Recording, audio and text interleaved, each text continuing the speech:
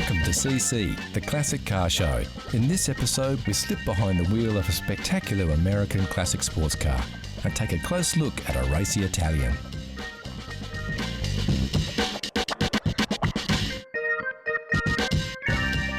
We slide on the overalls to see how this old girl is still on the road after all these years. Also on the show, how well do you know your chrome? We'll put you to the test. We'll look at a car of today that may well turn out to be a classic of tomorrow. Plus, a very cool open-top classic from the early years of the Japanese car industry.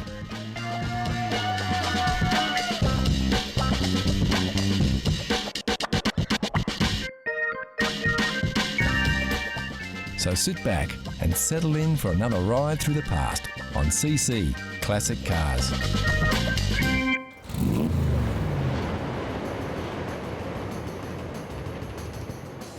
Japanese car manufacturer Datsun is probably best known for holding the title of the world's best-selling sports car, thanks to its 70s performer, the 240Z.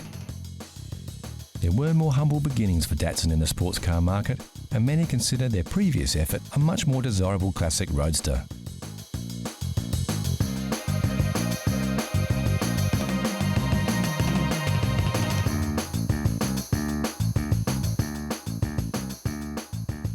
This is the Datsun 2000 Sports, also known as the Fairlady. The Fairlady was created in the classic tradition of the British open-top roadsters, popular in the US in the mid-60s to give Datsun a foothold in the world sports car market. There were several models of the Fairlady built between 1965 and 1970. This model, the 2000 or SR311, was the last. When I was younger, my best friend had a Datsun 2000 Sports. And I'd always wanted one, but it took me a few years to actually put the cash together to own one. When I got financial enough, as in my 30s and 40s, I decided I'd go and find one.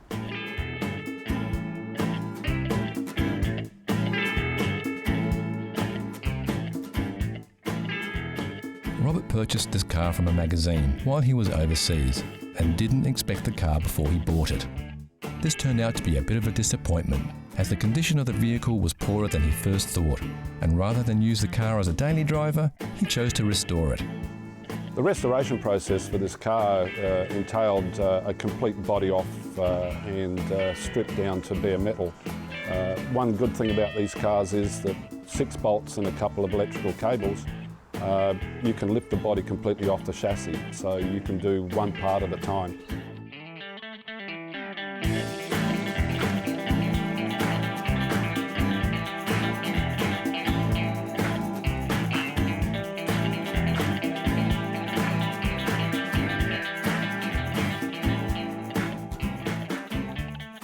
Robert's car had the chassis completely stripped back and powder coated. All new suspension components were fitted, and whatever needed to be replaced on the car was replaced. As they had 3 cars in the workshop at once, and as this vehicle was to be Robert's daily driver, he chose to use the best parts from the 3. And considering this Datsun Roadster has been on the road for 15 years since its restoration, it's a credit to the work done to see it still looking so good. The Datsun 2000 Sports has a 5-speed gearbox, a 2-litre, 150 horsepower engine, and will happily cruise all day at 100 miles an hour. Reliability was also a selling point. Originally designed to compete in the American Sports Car Championship in a 12-hour Sebring race in Florida, the 2000 Sports was built to endure long-form racing conditions. This racing pedigree has withstood the test of time, and these little Datsun Roadsters are famous for their up and go, while other roadsters of the same era are often breaking down.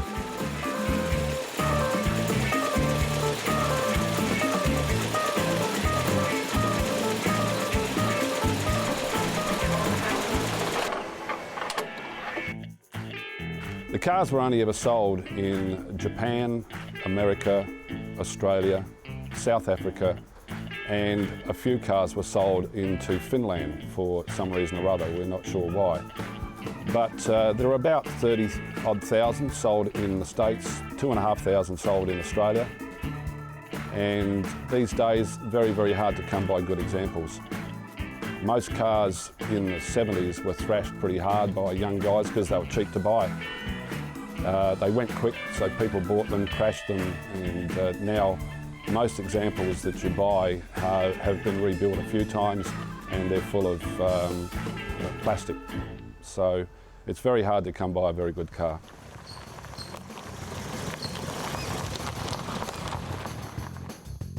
Like most roadsters, the roof is really great for keeping the sun off your head, but not much good at keeping out the rain. It's believed the best way to keep dry in a Fairlady is to drive faster, a notion rarely complained about by their owners. What they did offer the new car buyer though was great design and performance inside and out. For starters, the car had a top speed in excess of 200 kilometres per hour, or just over 125 miles an hour. Pretty quick for its day, and much faster than the British roadsters it was competing against.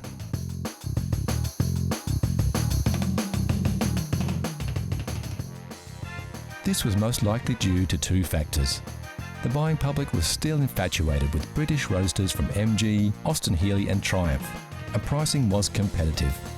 Also, the Japanese car maker had yet to cement its reputation as a quality car builder, and it needed time to develop and prove its product would last through the years.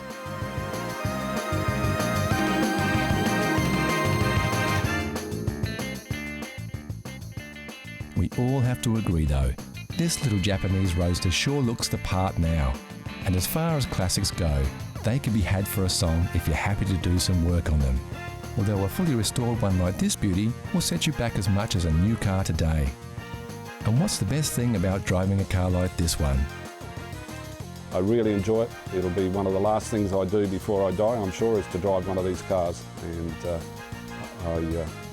I'm sure if you had one, or if you can get a chance to drive one, you'll really enjoy it.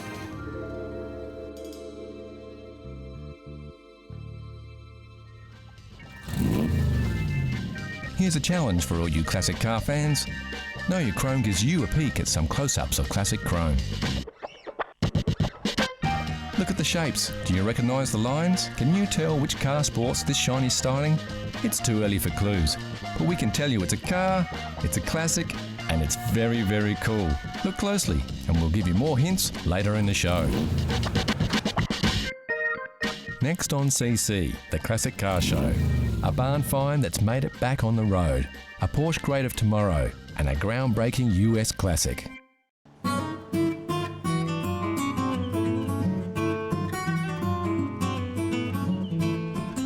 The great thing about owning a classic car is that you don't have to be an expert or a mechanic to keep it maintained or restore it to its former glory. With simple 4-stroke engines and basic electrical systems, classic and vintage cars are relatively easy to work with, and almost anybody can roll up their sleeves and get a few jobs done. Take Neil Frost for example. He's only just 18 years old, yet he recently took up the challenge of restoring a 60-year-old vintage as part of a school project. About 8 months ago, I found a 1948 Morris 840 Series E up in a winery. I've been working on it as part of a school project and done a few things on the engine, converting it from 6 volt to 12 volt and also fixing the brakes. Of course, undertaking a project like this is no mean feat, and Neil sought out local experts to help him along the way. So I had a member from the Morris Register come and help me work on it. And also the neighbour across the road helped me work on the brakes. And also, just converting it from the 6 volt to 12 volt. And any queries I needed, I would always ask the member from the car club. As with any old car that hasn't been maintained for years, it's important to make sure the brakes are in good working order before hitting the road. So this was one of the first jobs that Neil tackled. The first job I did on the car was removing the brakes. That meant taking off the brake drum, the brake shoes, and the wheel cylinders. And then I took them to a place where they were reconditioned.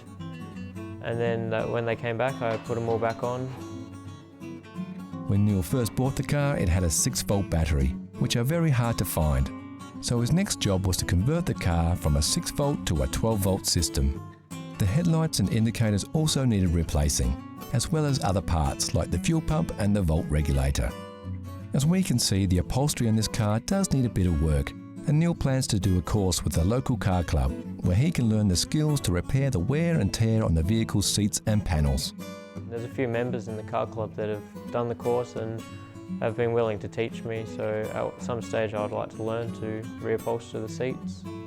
One of the reasons Neil chose to work on a Morris 8 was that, although the car was built in 1948, it's still relatively easy to find spare parts. Luckily, many of the parts on this vehicle are the same as those found on its successor, the incredibly common Morris Minor.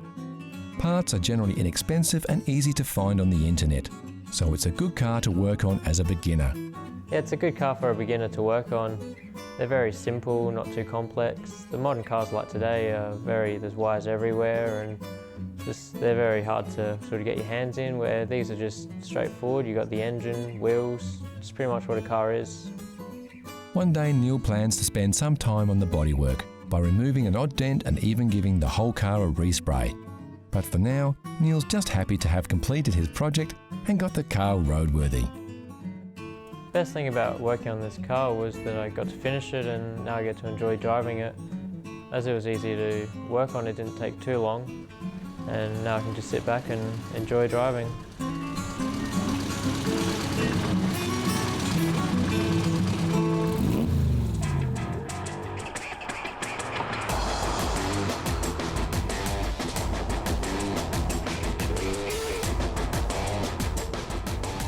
What you are looking at here is a classic of tomorrow. This is the Porsche Panamera. When Porsche announced this vehicle in 2009, there was a wave of controversy around its design. Critics were less than impressed with its unusual lines. Opinion, it seems, is cheap. Sales of the sleek four-door sports coupe with a hatch have surpassed everybody's expectations and have ensured that this unique vehicle goes down as a future classic.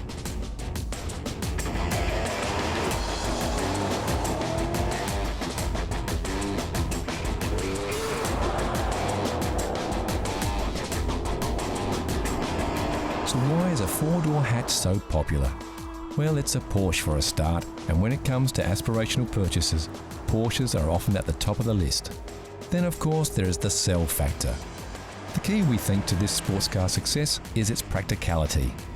We are guessing most Porsche buyers are males over 40. Therefore they often have wives and kids. So what kind of sports car can a family man really buy without looking selfish?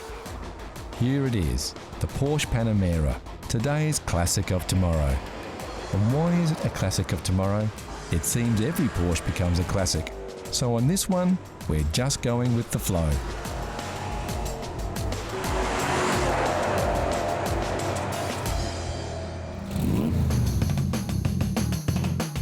What you are looking at here is a Lamborghini Miura, one of only 300 or so left in the world. Credited as being the first commercial mid-engine sports car, only 764 Miuras were built between 1966 and 1972. Miura was an important design step for the Italian car maker. While company founder Ferruccio Lamborghini wanted the company to create powerful, sedate touring cars, three engineers, Gianpaolo Dallara, Paolo Stanzani and Bob Wallace, developed the prototype in their own time. It went on to be a hit in the 1966 Geneva Motor Show, and body stylist Marcello Gandini got most of the credit. The Miura was a vehicle firmly placed between decades. Classic 60s styling combined with some 70s experimentation. This resulted in a car that was truly unique. Some consider the pop-up headlights to be a fad of the time, but in actual fact were a necessity. For the car to be legal in some countries like the USA, which had regulations on minimum headlight height, rather than restyle the body, the headlamps would raise up via small electric motors.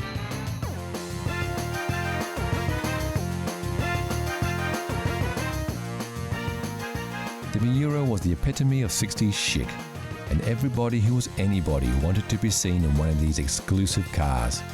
Frank Sinatra drove a Miura in the late 60s, as did UK model Twiggy. In fact, this car we are looking at now is said to be her car, which was custom ordered from Lamborghini in 1970. For the Italian car maker, the Miura was a giant step in performance cars. There was such demand for the vehicle, the company could have kept selling them well beyond 1972 when they ceased production. So why did they stop? Well, Lamborghini was a small, boutique car maker who couldn't produce more than one model at a time, and they had a worthy successor in the wings, the Lamborghini Countach.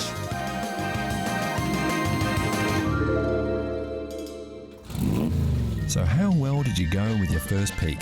How well did you know your chrome? Here's a quick update. Did you guess it right away, or are you still pondering? Take a look at these shots. We're showing you a little more of the car here, so you should be able to pick it. The answer is coming soon.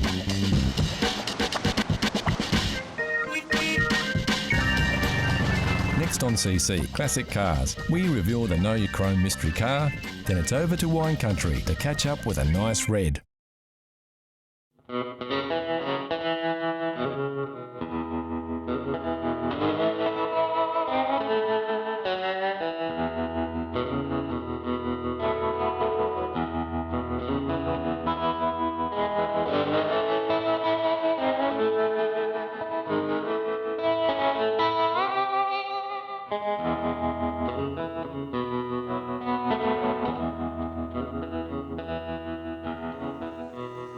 Some cars seem to be locked into a time, even though they span several decades. When most people look at the lines and designs of this classic American sports car that seems to ooze more muscle than hustle, they think 1980s. Surprisingly, this incredible example of a Corvette Stingray was built in 1968. This just goes to show how far ahead the design of this car really was. It's common for a name to travel over decades of car manufacturing, but rare for the car to go relatively unchanged. The body styling on this model continued for 15 years, longer than any other Corvette. What makes the 68 Corvette unique, it's the start of a new model, new year.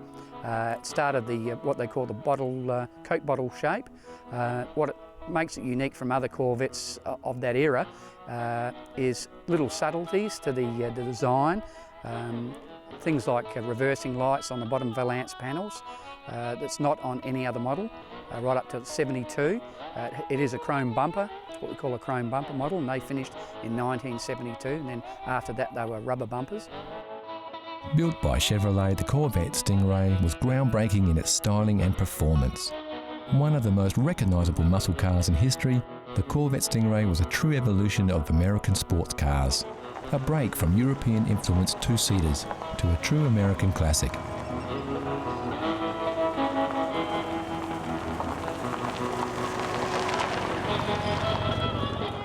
So how does this car differ to many others of its time? First of all, for a car built in the USA, the Corvette from day one had a unique body construction. Those styled fenders, low lip and smooth lines are crafted from fiberglass, even as they were in the 1950s model. Many people don't realise that the Corvette Stingray has always been a fiberglass-bodied car, hence its stunning power to weight ratio. Part of the reason the stylists of the Corvette were so far ahead of their time was that they were not constrained by the steel construction limitations of their peers. The organic lines and free curves are pure imagination.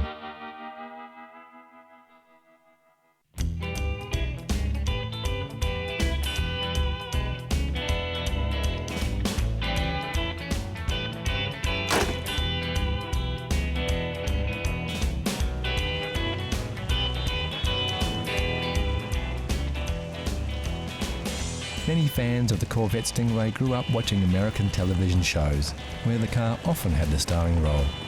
This has helped fuel the passion for the muscle car across the globe.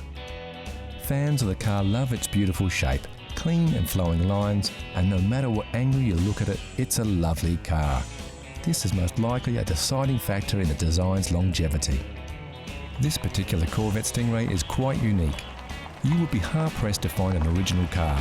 That is to say, all the parts on this car are as they were from the factory. Sure, it's been restored, but it's as stock as the day it rolled out of the showroom. Some purists may note that the steering wheel is not original for this car. Well, Gary has this restored, but is reluctant to use it day to day. And how much would a car like this cost?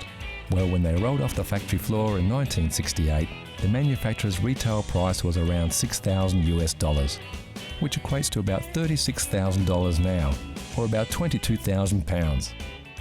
The early Corvettes have appreciated due to their popularity, and this example would fetch about $80,000.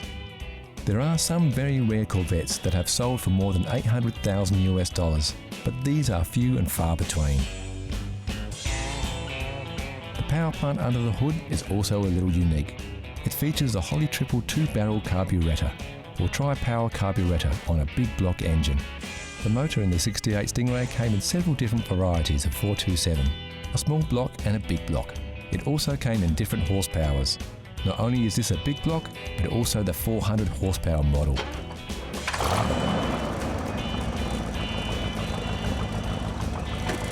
There is no question the American muscle cars were in a style class all of their own. While the European car makers were staying small and sleek, the muscle cars were all about looks and a powerful performance. And when you put that much power in a relatively light vehicle, something has to give. What's the car like to drive? I mean, it's very basic. It is a 1968, so the technology's not there like a new car. But it's like sitting, once you're in there, it's like sitting in a cockpit of an aeroplane.